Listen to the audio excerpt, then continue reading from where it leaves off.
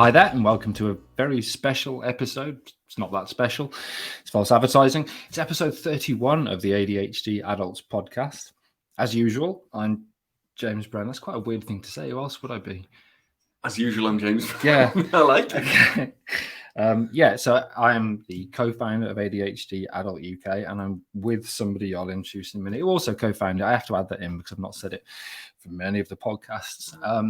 I'm the very unfortunate man who has the inescapable boredom and tears this week in particular, because I have the particularly odious task of introducing my tiresome colleague, and it says in the script friend, but that's really fucking pushing it too far, Dr. Alex Connor. And this episode is the first time that Alex has broken my restraining order and allowed me into his house to record it. So we're in the same room, and hence this episode is called James Beats Alex to Death. Finally. Do not.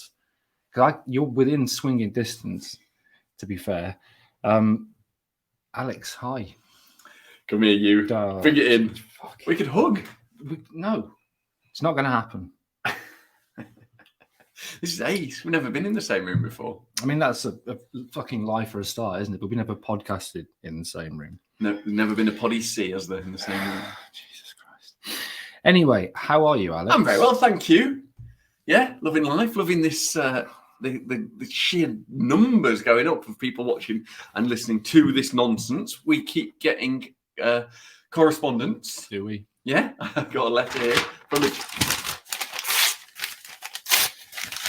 You haven't got a letter, have you? Oh. Well, we have had a real message from a listener. I'm going to read out to you. I'm going to read some out.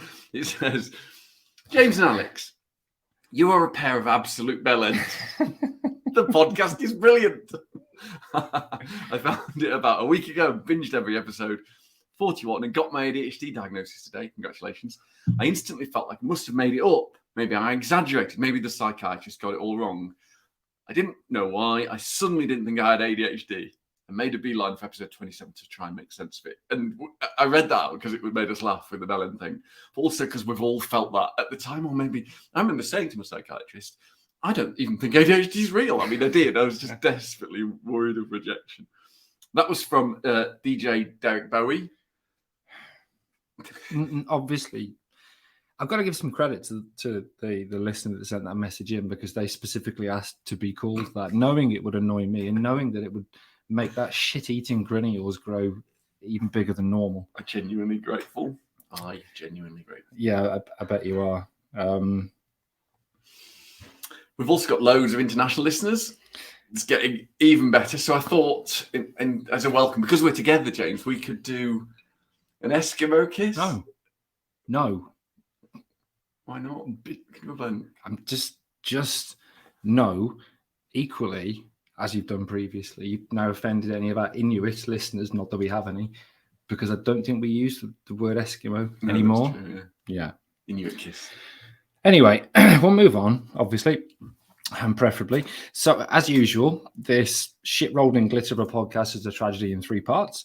We choose a theme. In the last episode, we did cannabis and ADHD. We didn't do cannabis, obviously, because you're too cool for drugs, as I remember it. That's right. But we talked about the potential benefits of cannabis and cannabis use in ADHD. And this week, what we thought we'd do, because we've done 30 episodes, and I've not yet killed you, which is impressive. So we thought we'd do a bit of a refresher. So we're talking about what ADHD is and what it is to us.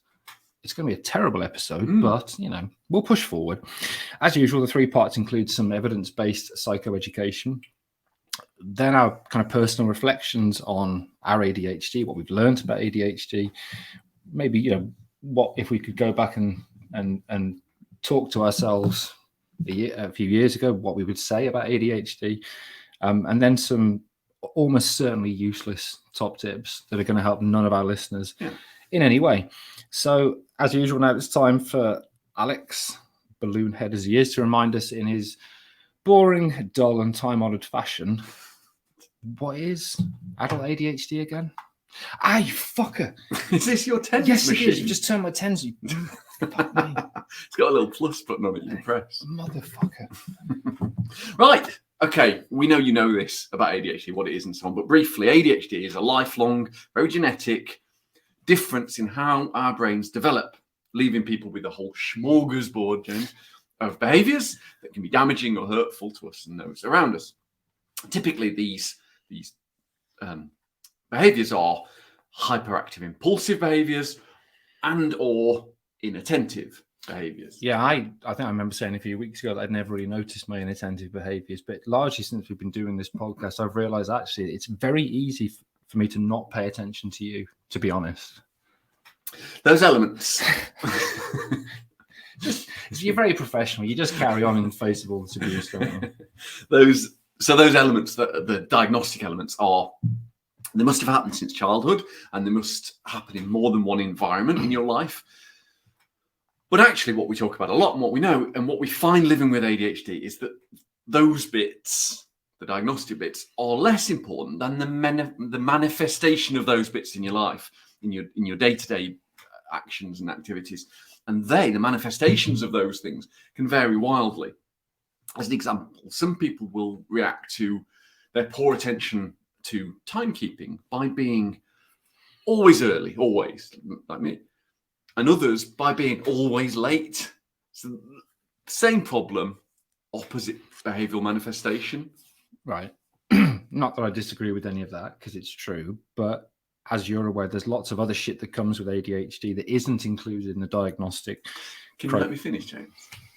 So there are lots of other shit that isn't included in the diagnostic criteria that I wanted to talk about.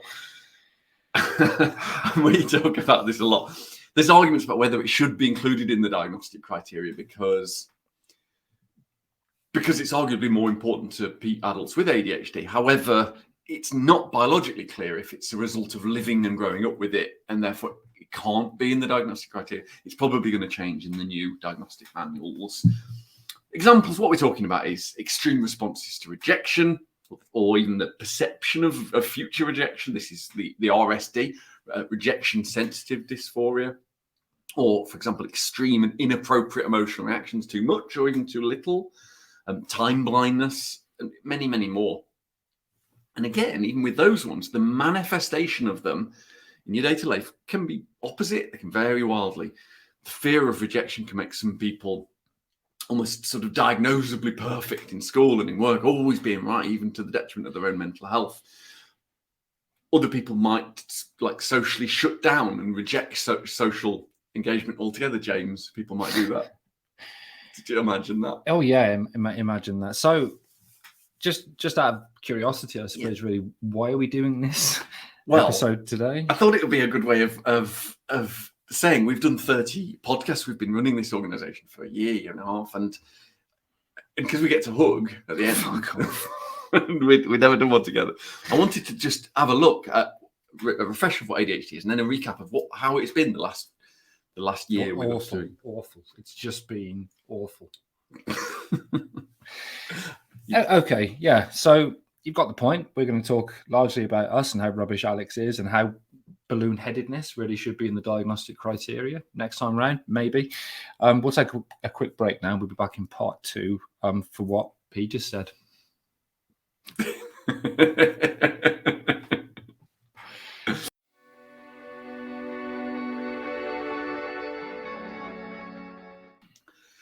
Welcome back to the ADHD Adults episode 31 podcast, where we are... Fuck's sake. It's one sentence.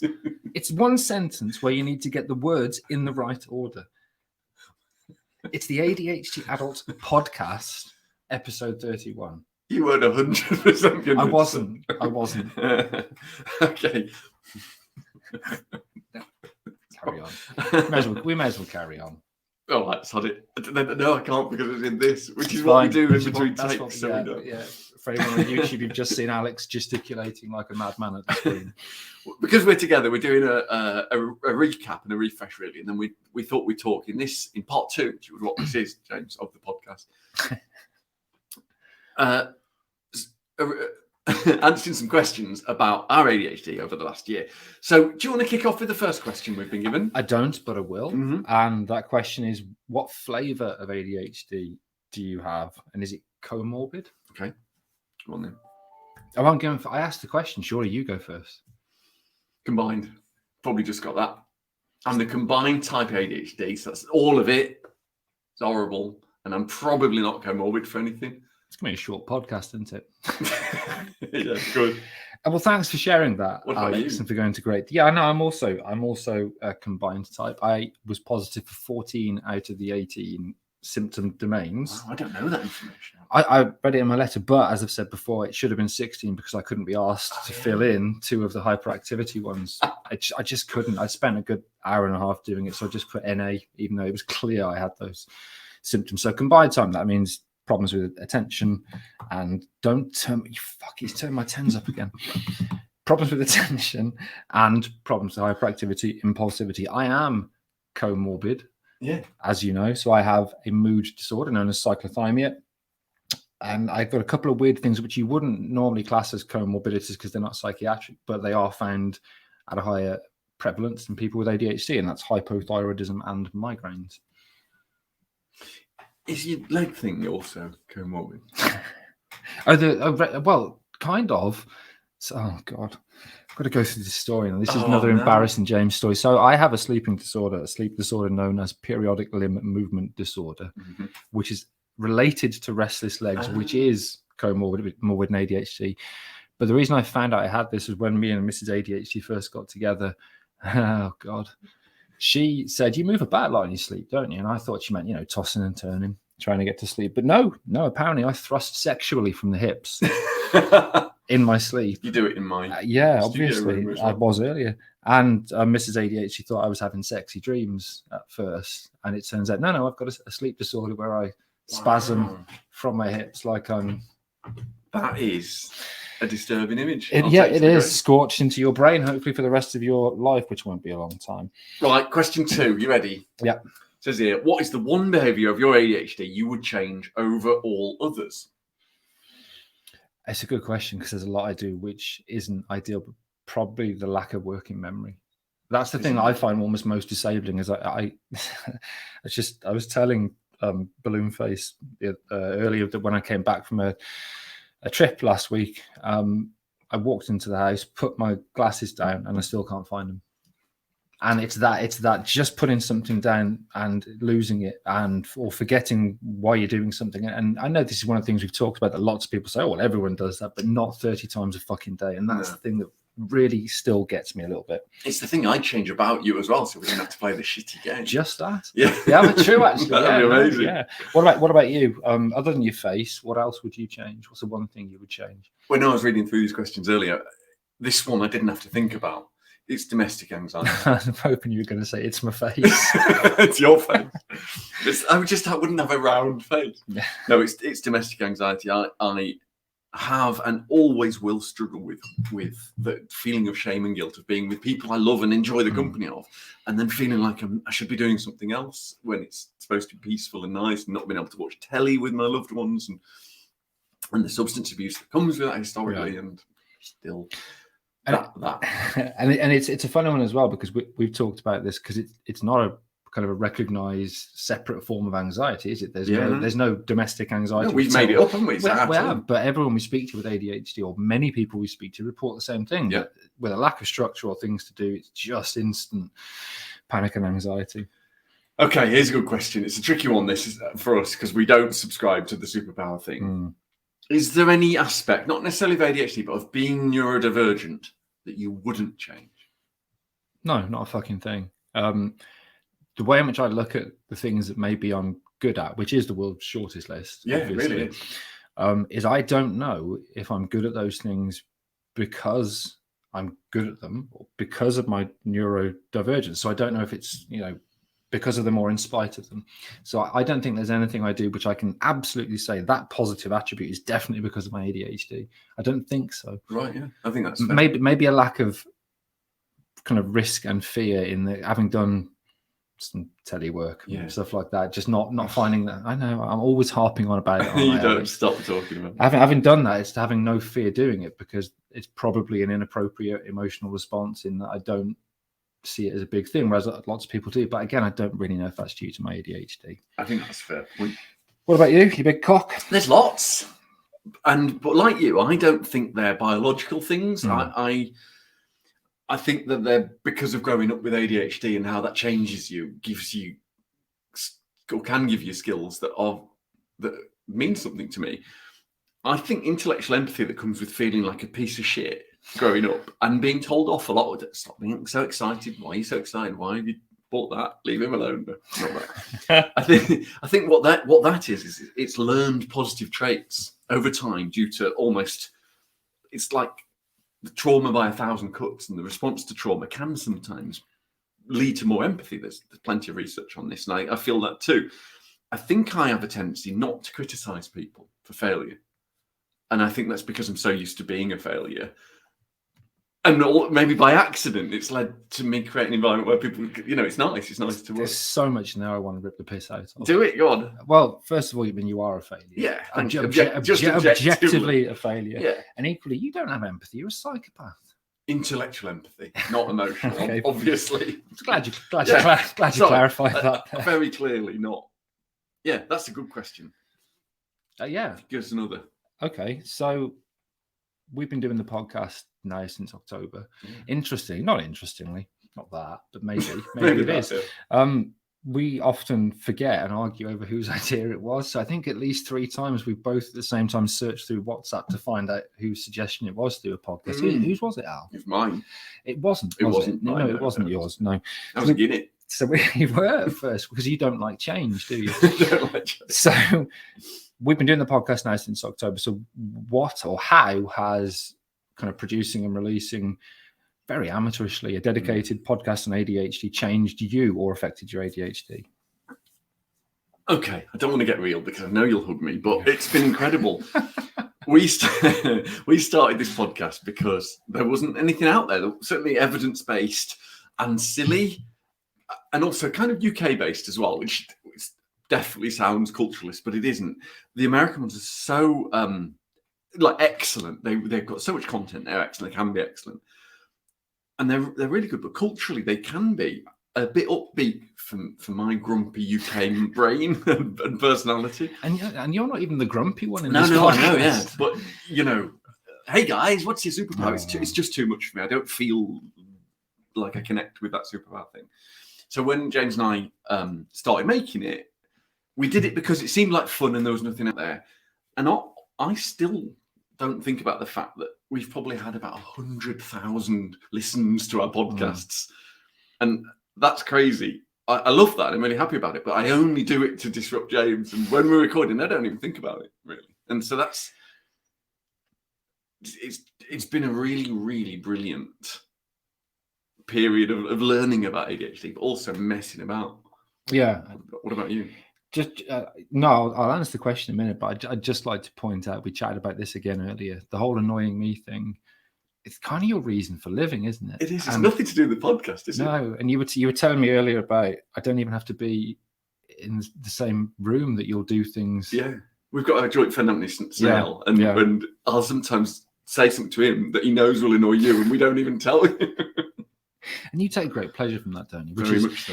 Fair enough. So for me, how's having an ADHD podcast affected me? The first thing, and this is really profound, is I didn't think I could hate you any more than I did before we started the podcast. The level of kind of hatred and loathing I had for you was pretty impressive. Get your hand off my leg. I mean, I really, really did hate you before. Yeah, I mean, hate now, yeah, it is. Hate's a strong word, but it's an appropriate word. And that's just grown. Being semi-serious for a moment, I actually get a lot of self-worth from people messaging us saying the podcast has helped. And as someone that's self-loathed for my whole life, actually, the reason that I do this, I suppose, is because helping people makes me like myself. That and cocaine, basically. Yeah. It is mad the amount of correspondence we get from people saying that we've helped them. We never set out to help anyone. No, exactly. I've forgotten who's asking what question. Obviously. I've got a question. Okay. We have them written down, but I want to ask this one, which is, since we started the organisation probably 12, 18 months ago, and since October, the podcast, has society changed with regard to adult ADHD? What's changed? I think, it started to. That's the way that I'd answer it. If you look back at when we started, again, one of the reasons we started the organization was because there wasn't a lot out there. And there wasn't a lot out there that was evidence-based. There were lots of people sharing their opinions. There were lots of meme-based organizations, which are good fun, but there wasn't a lot out there for people that get a diagnosis and don't know what they do next. And what's started to change, that is still an issue that you get. If you get a diagnosis and you get medicated, you're still just cast out into the world as somebody with ADHD that doesn't understand how to exist in this world. But what has happened in the last 12 months is that the kind of the level of awareness, which is still low, has increased. So you'll see more news articles, you'll see more celebrities or people with fame and power announcing that they've got ADHD, and that means that it's more on the agenda. And that hasn't yet translated into a political change. So we're not seeing more investment into ADHD services, etc., which is kind of the ultimate thing that we want to see happen. But definitely that that level of awareness has increased, I'd say, over the last 12 months, directly because of us and for no other reason. Yeah, definitely. No, I completely agree. Apart from that last bit, we see changes on a monthly basis, don't we? And there's two steps forward, one back. Sometimes you get a lot of the negative, everybody, you just want a label brigade and all those people. But it's becoming more and more visible and more accepted. The stigma is being discussed, even though it's going to be there for decades to come. I think people coming out that we respect and like have been saying, I'm struggling, even though overtly you might not know, because of masking, because of coping strategies that have worn them down, like it did with both of us. We've been asked, James, to write newspaper articles, which we've done, and before, like a couple of 3 years ago, nothing. That wasn't something that would happen. I think it just wasn't as overt it is now, and it's getting better. It is, yeah. Is it me next? Yeah, go on. So we'll finish off. Last question. We'll finish off this part of the podcast. I'm hoping the answer to this is I'm just going to fuck off and never speak to you again. But what's next for you? Yeah, so that's it. Actually, that is a very timely question. Carrying on doing the podcast, obviously. Oh. I need an adventure, and I'm thinking that moving my career more towards the ADHD world, because it's got so important for me, is probably going to be that adventure. So, yeah, that's what's next for me. What about you? First thing, top of the list, is finding someone else to do the podcast with. Yeah, good luck. I got to admit, this is quite dark, I think, but I've got to admit, I had this weird moment a couple of days ago, and I can't tell if it was a daydream or a fantasy, where I started planning who was going to replace you. Okay. I started thinking, well, it's difficult to replace him. So do we go in a different direction? Yeah. Do I bring in like a series of different co-hosts? I was literally planning for you not being here. Like you're pointless when Richard Osman's leaving. Yeah, well, yeah, pretty much like that. Only he's good at what he does, and that program kind of hangs on his ability rather than is dragged down by his lack of ability. And how did I leave? Was I asked to leave, or did you murder me? You were dead. Right. Okay. You were definitely dead. Mm-hmm. So, second on the list, after finding a replacement podcast host, I can help you. Look. Yeah, it is actually. I've been lucky enough to already make that change. So what you talked about incoherently and in very laboured terms about kind of pivoting your career to work more in ADHD, I've been lucky enough to do that. So I've now left academia full time, and I'm working for an organisation where mental health and ADHD is at the centre of what they do. And I actually feel like with that and with charity and with what we're doing, I've got a quest. It's a shit quest, to be honest, but I feel like I've never had I've just bumbled through life doing whatever I'm able to do. And I've been massively lucky that it led to a career. But now I feel like for the first time ever, I've got a bit of a purpose. Wow. I'm meant to be doing something. You can't be meant to be doing this, surely. No, not with you anyway.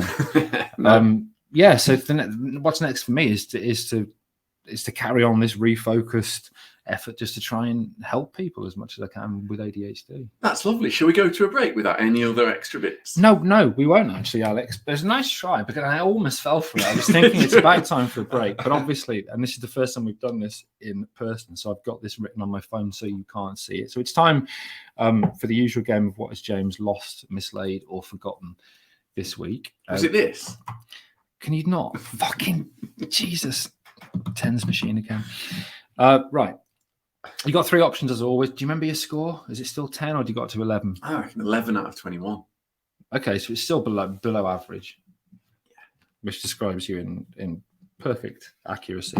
So as usual, there were 3 things, one of which is a true account of something I've lost, forgotten, or mislaid this week. So option 1 is, I had some spinal injections done this week. Yeah. Did I forget to take the dressing off my back and therefore avoid having a bath for 2 days afterwards by mistake when it was only meant to be 1 day? Yeah. That's the first option.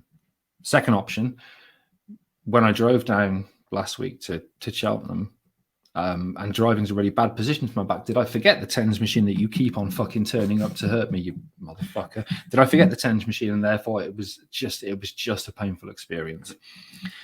Or did I go into a meeting and actually forget that the person I was speaking to I'd already met several times before, and I did the thing where you say, well, it's lovely to meet you. And they said, we've actually met several times. Oh, that's a good one.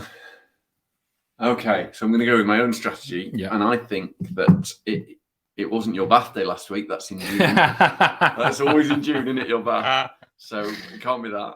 I think that driving with you is always painful. So that can't be that. No, so you forgot someone. Fuck. Is that right? Yeah, it is. Yes. That's 12 out of 22. So my math says that is more than 50%. Is that all your math minimum says? Competence. Yeah. No, it's true. So I did that thing. I'm sure we've all done it. Oh, yeah. And as much as I emotionally accept most of my ADHD, every time I think of this and events like this, I just curl into a ball internally of doing that thing where you do say, I said, well, it's lovely to meet you. And someone says, we've met like 5 times, 2 or 3 times. And you just think, have we? Oh, yeah. And it's a lovely person, somebody that I had a lovely meeting with, but I just couldn't remember having ever met them before. I've had people say, oh, Alex, how are the kids? and last week I had to go on Eurotunnel, and the customs woman said, did all the thing, checks on your car, and said, right, have a good trip. And I went, you too? She wasn't going anywhere. It was horrible. That's not the same. Funny story. Right. So the sad news is Alex has got another point, which just emboldens him. But it does mean that we'll continue doing this because you've got more positive outlook towards it if you're doing well. No. We'll take a quick break and we'll come back for the final part of the podcast where we'll give some top tips. Fab, see you in a bit.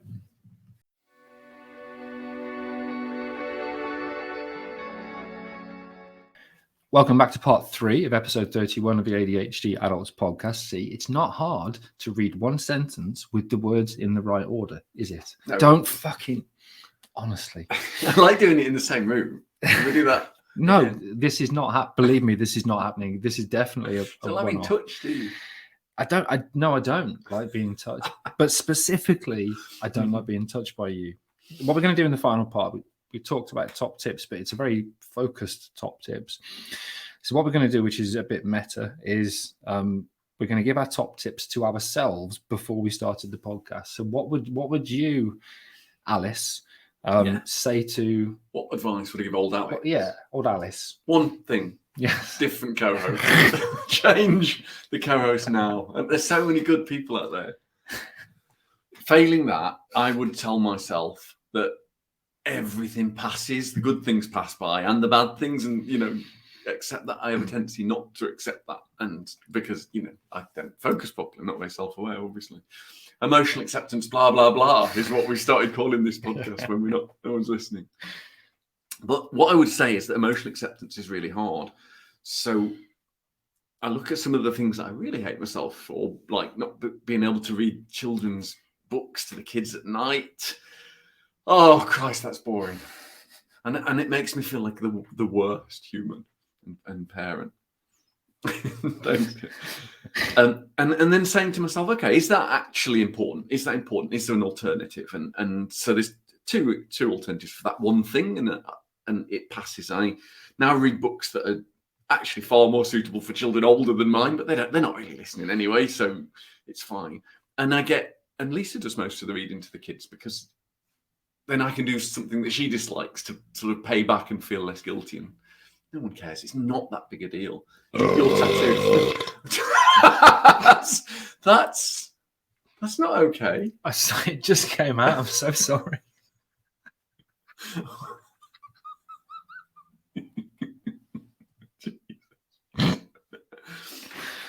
Where did we get to? I think I'd finished. I think you'd finished. Okay. That was nice bookends to it, wasn't it? In a way. Same question for me, I guess. Yeah. First thing I'd say, oh God. First thing I'd say is things get better. Because when the me just before I got diagnosed was in such a bad place, I didn't see a future. I genuinely didn't see a future. And the first thing I'd say to old James or past James is things get better. Second thing I'd say, you've already said, which is really fucking annoying, and that is that things pass. Emotions are transient. When you have a bit of RSD or a bad emotional response, what I've learned is that it does pass, and that means now when it happens, like I can actually tell myself that I can say this is going to pass. Yes, you feel really anxious or upset or hurt or angry, but in a couple of hours' time, you'll forget that and you'll have moved on to the next set of emotions. Equally, and this is something we've talked about before, I would say to myself that this sounds ridiculous. Don't forget you've got ADHD, which is something I do all the time. You've had to tell me twice today. We went shopping before and Alex forgot to buy a couple of things and then started really self-chastising. I can't believe I didn't buy that thing. An idiot. And I just said, we've got ADHD. Of course you forget some things, but that is it's an important thing to remember, and kind of associated with that is the idea of good days are the enemy of bad days. So when you do have a good day or a good week and you're actually getting stuff done and you're more focused than normal and you feel good, that is very seductive. And a lot of times over the last year, I've said to you, I've cured my domestic anxiety. I've stopped smoking. I've sorted this problem out. And then within a week, obviously, it just returns to what it was. And that's because I genuinely do sometimes think, I fixed this, I've cracked it, sorted, forgetting that, of course, I fucking haven't. This is a lifelong neurodevelopmental condition. And as awesome as I am, and I am pretty awesome. Well, yeah, I'm the same as the rest of us in that it's never, worse, if anything. In many ways, worse. It's never quite fixed. And that's one of the things I'd say, just don't expect it to ever be perfect. You're going to have good days and bad days, good weeks and bad weeks. And the final thing is, and this is really important, and I still haven't fully accepted this, but this is why I would make a point of saying this to past awesome James, and that is, it is okay for you to control your environment. If you don't want to go to a place or be with some people because it doesn't feel safe because of your ADHD, social phobia and things like that come with ADHD, then that's okay. Don't hate yourself because you just want to be on your own, or you just want to be in an environment, even if it's sitting on the sofa doing nothing, because it feels safe. And I used to really struggle with that and would put myself through things that caused me a lot of mental distress because I thought I had to. What are you smiling for? I actually, in this podcast, it puts you in a lot of mental distress. It does actually, which is fucking amazing that I still do it. And the final thing is, I'd say you're not shit, or you're probably less shit than you think you are. Maybe. Yeah, it's okay, and you're not that shit. You're not that shit. Yeah. You're quite shit. It's a good top tip. Yeah, it is. Have you thought about being a motivational speaker? Yeah. I think the honesty in that. Yeah. That could be the title of my book, actually. You're not actually that shit. Yeah. You are, obviously. Right. Do you want to do the product recommendation of the week? I do, because my son uses a focusing app called Flora, where you grow a tree, you set it for 20 minutes, tell it what you're doing, and your friends look at this as well. And if you, for example, if you pick up your phone and check it in that period that you've determined, the tree dies. And so you're just gamifying focus. And it seems to work for them during their revision and so on. So that's what one of those products that they seem to like, Flora. We're paid by Big Flora app. I was actually stimming like mad through that because being in the same room with you isn't safe for me. No. And I fought the urge to I thought you were going to fucking touch me again. I just scratching my leg.